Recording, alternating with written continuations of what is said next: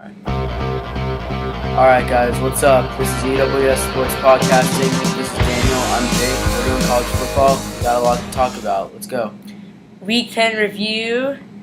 We're going to start off with notable storylines from last week in college football. Our first is the Michigan Wolverines rushing attack, accumulating negative 48 rushing yards against Michigan State.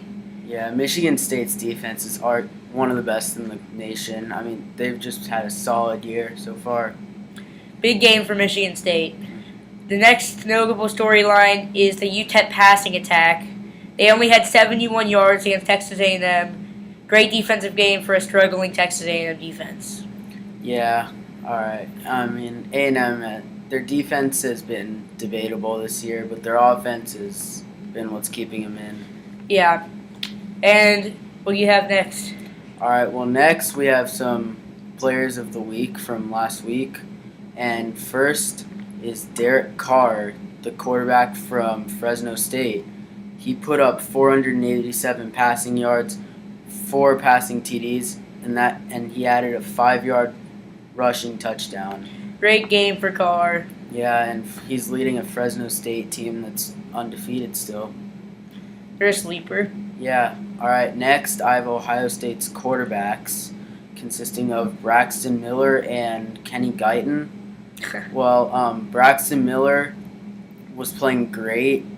He got taken out early in the second half with 233 passing yards, 4 passing TDs. And then Kenny Guyton came right in, rushed for 98 yards. He had 1 passing touchdown, 2 rushing touchdowns. And they led their team to a 56-0 win over Purdue.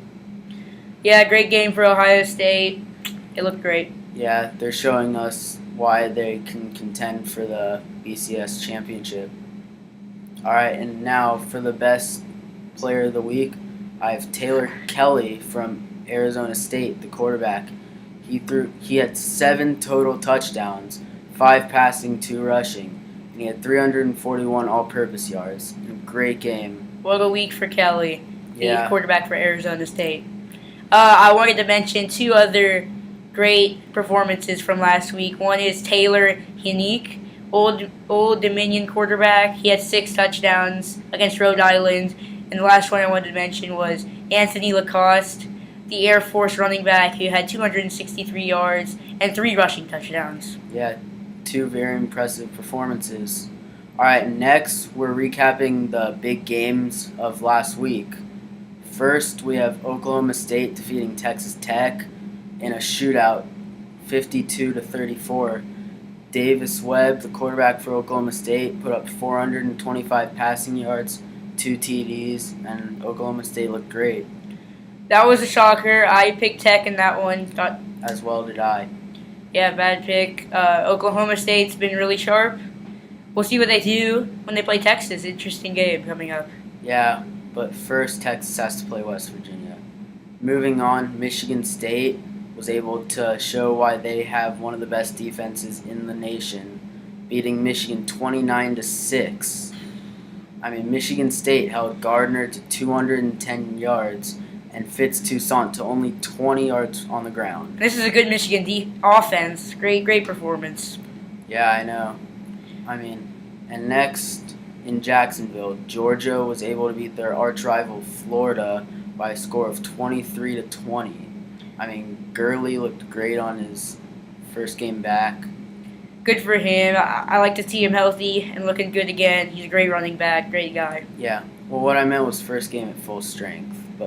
And now the big game from last week, Florida State was able to knock off Miami in a clash of unbeatens by a score of 41-14. I mean, Florida State's just been doing that all year.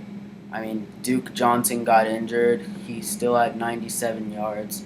But, I mean, Florida State has just looked great this year behind Jameis Winston. I mean, they've beaten some quality teams like Clemson, Maryland, definitely, Miami. I mean, and there were some big scores too, but they've just looked great so far. Yeah, we both saw that one coming. Mm-hmm. Really, Florida State's just been remarkable, and you can't pick against them all year. there might be a rematch in the ACC Championship, and that's probably the best chance for Florida State to make the BCS National Championship. Yeah, and just a note, other than the conference championships and bowl games, that was the last game of 2 unbeaten teams for the rest of the year. Yep. We have a great week coming up. Watch our predictions next. We'll see you later. This is EWS Sports Podcasting. Stay tuned. You gotta lose your mind with Detroit. Rocks